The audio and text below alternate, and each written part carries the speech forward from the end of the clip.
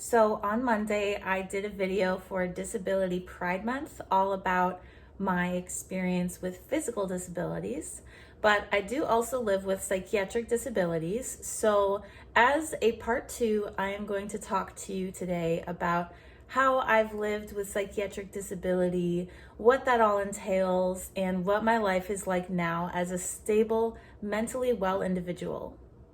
A psychiatric disability is when a person's mental illness becomes so grave that it significantly impacts their ability to perform in their daily life, to accomplish basic tasks and fill their needs without assistance. So for me, as a person with a psychiatric disability, this looks like having agoraphobia, which has improved a great deal, and now I can go outside, but it will always be there.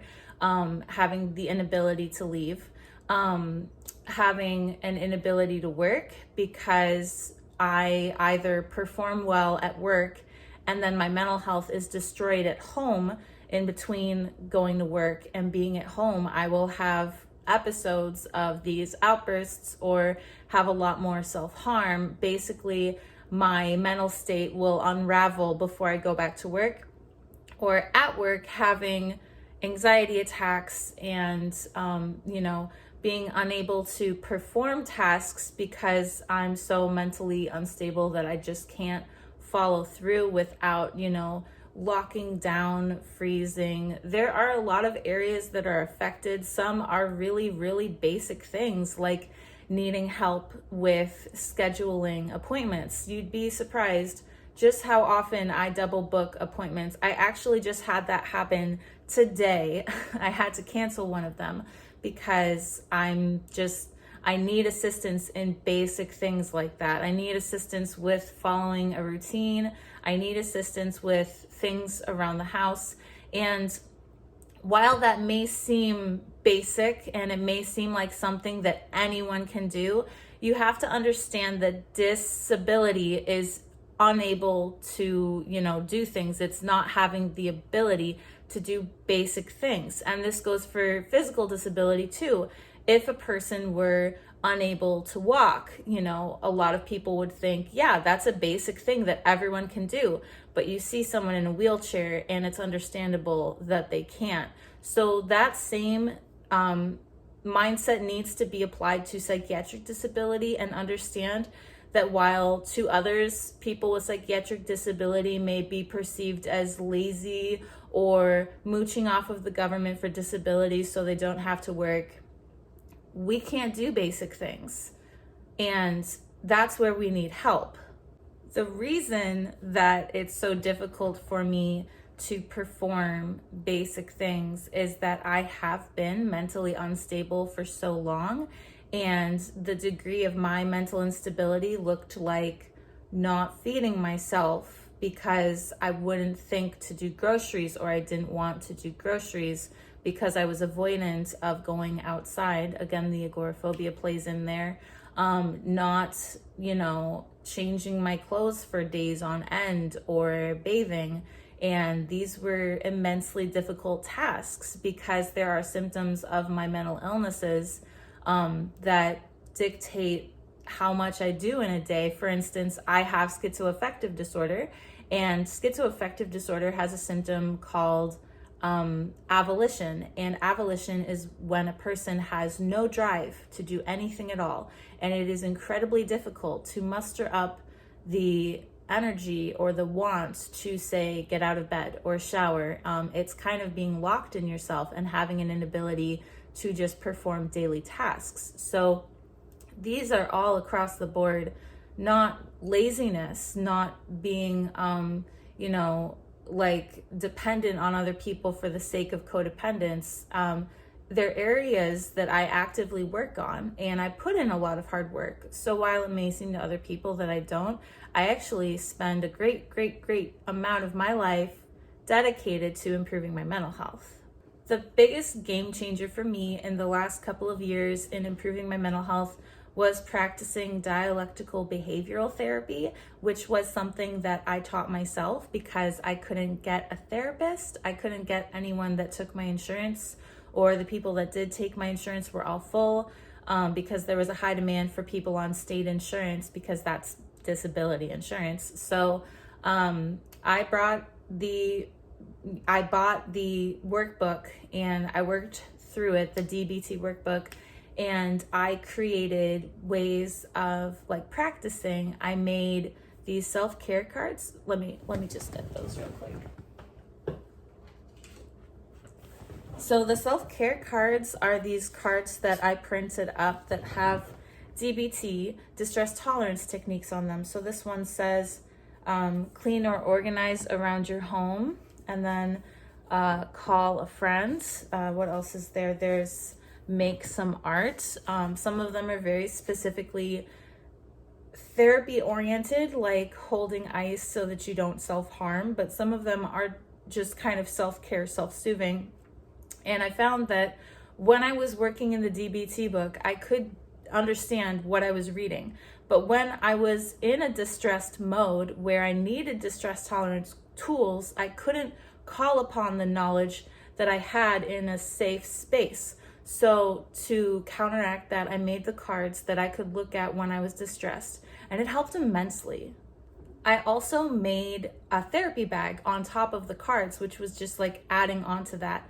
And the therapy bag has like markers and a sketchbook for drawing. It has a stress ball. It has small stuffed animals, snacks. It has all sorts of like pretty rocks, things to physically use when I'm distressed. And I was using that a lot, but I found that I couldn't bring it in public because it is this big. So I actually made, I don't know if it's around here, but I made a mini one that's a little pouch that I can fit in my purse that has on the go cards that don't apply to being at home. Like this one may say drink tea. I can't do that in public. So instead they have techniques like breathing techniques. They have mindfulness. They have grounding techniques that I can practice in public. So I taught myself all of that. I made all of those things up, and I'm sure they exist elsewhere, but those were the things I did for my mental state when I didn't have any other resources but myself. And I've put in so much effort with the DBT, the therapy bag, with educating myself, because I do spend a fair amount of my time educating myself about mental illness to share with the internet. And it has kind of given me a leg up. So I am stable today. I've been on a stable dose of medication for over a year, and I haven't self-harmed in almost 9 months. And that is huge for me because that's the longest I've gone in years. And being stable today is such a reward because I'm starting to work towards independence. Independence for me looks like transitioning back into the workforce, and having more responsibilities in my life that I can handle. For instance, I actually just applied to a job and I haven't worked in several years. And it's a job in the recovery community at the recovery cafe I go to, which is a place where people with addiction and mental illness and any other thing to recover from, like, being unhoused, can come and have lunch and have groups. And I love it very much. I go all the time, and they had a job opening and it seemed like the right fit for me because I can't work just any job. I can't work a high stress job because I have a very low threshold for stress. But a job like this that's in the community, in recovery, for people like me, people who understand my disability, it's perfect for me. It's absolutely the kind of job that I know I can perform well, and that's what I'm looking for. I'm looking for the right job that I know is suited for my needs. I am on SSI, which is supplemental security income, whatever. It's disability. I'm on disability income through the government, and I have been for 7 years, I think. And in that time, I've tried to work and I've failed. And it's something that I try because I want to work, and I would love to have that ability because I am a hard worker. And when I've had jobs, I've dedicated myself to my jobs, and I've put any bad feelings at the door. If I have a bad day and I show up to work, I switch and I go into work mode where I'm happy and cheery. But that was immensely stressful for me to be holding back my emotions. And like I said, I would later come home and just self-destruct. So I love working, and it's something I miss that I've wanted to do for a really long time. And I'm very excited to apply for this job. I don't know if I'll get it. But in the meantime, I do have the support of being on disability income. And while it's not a lot, I'm very grateful for it. And I've learned how to live on, like, what I have. I have assistance, right? I have financial assistance for different programs like my energy bill and my internet and stuff, and I have family supporting me. So I am able to thrive on SSI, and I sell my art, which helps a lot too, because I get like $100-200 a month doing that. And that actually makes a really huge difference when you're living on less than $1,000 a month. Because when I did the math, I found out that my SSI is less than the income of a part-time minimum wage worker. And when I hear people, talk about how hard it is to live on minimum wage, it just kind of cements to me, like kind of validates that what I've been working with has been very little, and it is hard. It is hard. And so I am proud of myself for doing what I have with so very little. And I'm very, very grateful for the income because it's kept me afloat. It's kept me stable, working towards stability, giving me the grace to work on myself until I'm ready to, work outside of that, outside of the home. So without this, I guess, safety net of the disability income, I'd probably be in a lot worse shape. I'd probably still be homeless, for instance, because that was where I was at before. It's something that it's like one of those things you don't realize until you need it, just how valuable it is. Because, for instance, with my physical disabilities, with getting crutches, I thought it was a burden until I got to the place where I needed it, and then I was so grateful for it. That's how I feel about the disability income, because in a sense it is just like my crutch, and it is something that when you need it, you are so incredibly grateful for it. Anyway, I purposely haven't mentioned specifically what my disability is because I really just wanted to paint the picture of what it's like to live with a disability, specifically a psychiatric disability. And I hope that did a good job of explaining what I work on and what tools I have. I am back in therapy, and I have I have a prescriber, and I do go to support groups every week. So there are ways that I've worked really hard to maintain my mental health. But I will say that my diagnoses they're extreme, or else they wouldn't be disabling.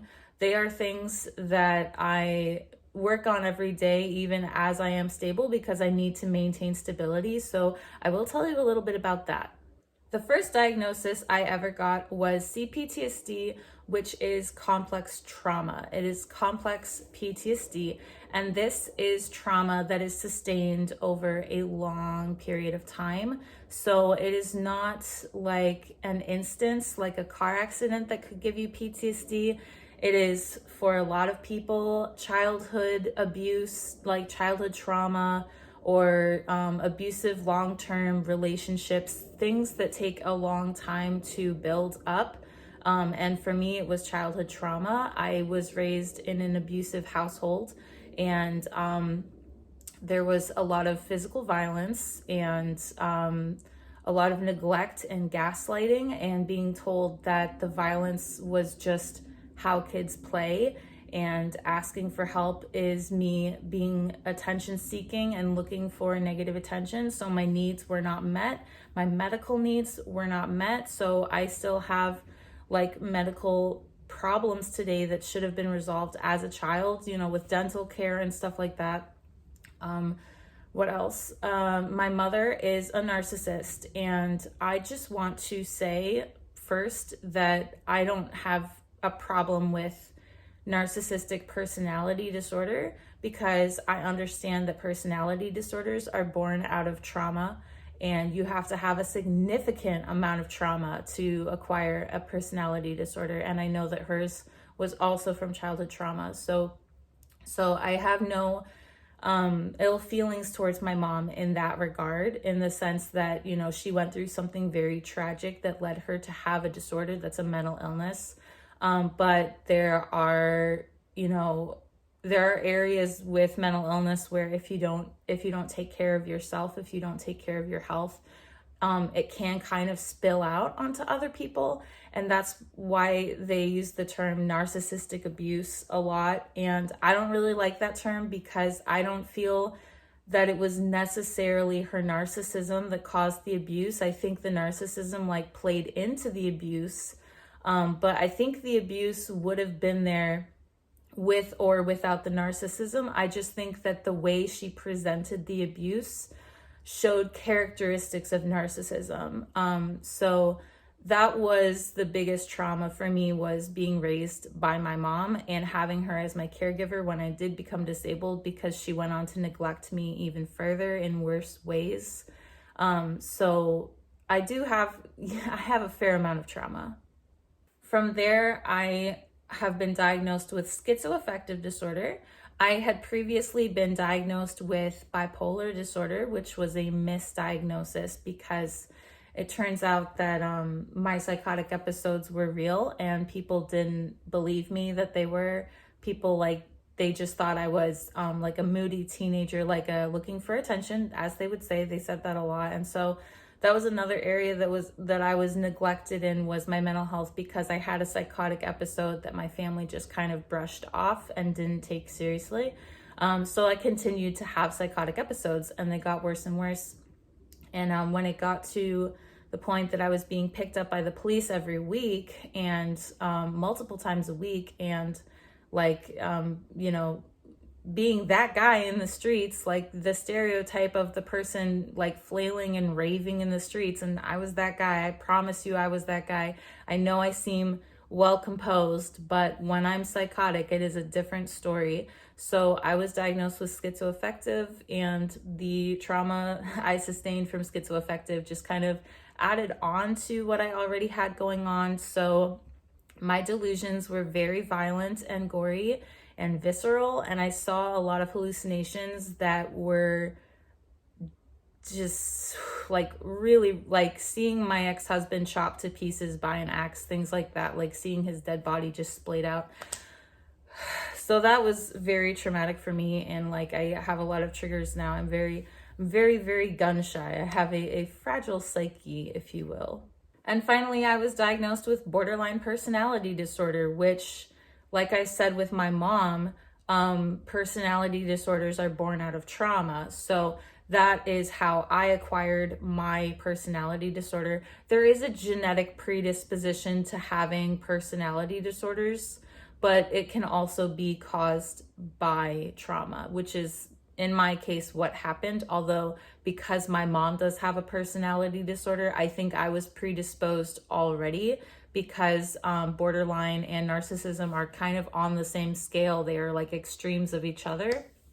And I've worked really hard on the borderline. That was one of the hardest. Well, they were all really hard on it. They were all really hard to overcome. And I'm still overcoming them.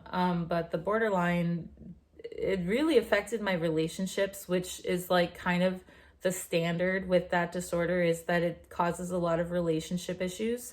And just like I said, brought on more abuse. You know, the relationships I was in that worked were the ones that were the most toxic. And I had a lot of abuse, and I was in a domestic violence marriage and things like that, that I set myself up for, with my need for validation that comes with borderline, and my fawning over people and love bombing them, like things like that I've worked on. And now I'm actually in a healthy relationship with someone who also has borderline. So that's the kind of amazing thing that can happen when you do work on your health, is that you can have healthy, beautiful relationships with people who've also worked on their health. It's incredible. Anyway, those have played into every aspect of my life in one or more ways, and they are the all-around reasons that I struggle with my mental health, but I don't like to think that my psychiatric disability is the labels and the diagnoses. I think of it as general mental illness, because the things that I struggle with, people with any mental illness could struggle with. You know, people with ADHD would struggle a lot with some of the things I go through, but I don't have ADHD. And I think that there are a lot of overlapping symptoms across many mental illnesses that are the things I struggle with. It's not the like diagnostic criteria you find in the DSM that disables me. It is the result of my mental illness. It is the symptoms that have come out of that amount of trauma. So that is why I don't try to specify exactly what I'm disabled by. I just like to use the term psychiatric disability. And if I'm referring to one thing in particular, I will just use the diagnosis for the individual thing. But overall, I consider myself a psychiatrically disabled individual, as well as someone who lives with chronic illness. And that is what I have to share with you today. So this was a bit of a longer video. I think I have a lot more to say about psychiatric disability than anything in the world, because it's something that affects every moment of my life. It's something that I live with more than anything else. Even the chronic illnesses don't actually compare to my psychiatric disability, because this has been more significant. Anyway, I would love to hear your experiences with disability, whether it be physical or psychiatric, or maybe if you are a caregiver who cares for someone with disability, or if you have any other experience or education. Please share with me what you have to say. I come out with videos every Monday and Thursday, and if you'd like to stick around, I'll have another one coming out soon. So thank you so much for watching. Please subscribe.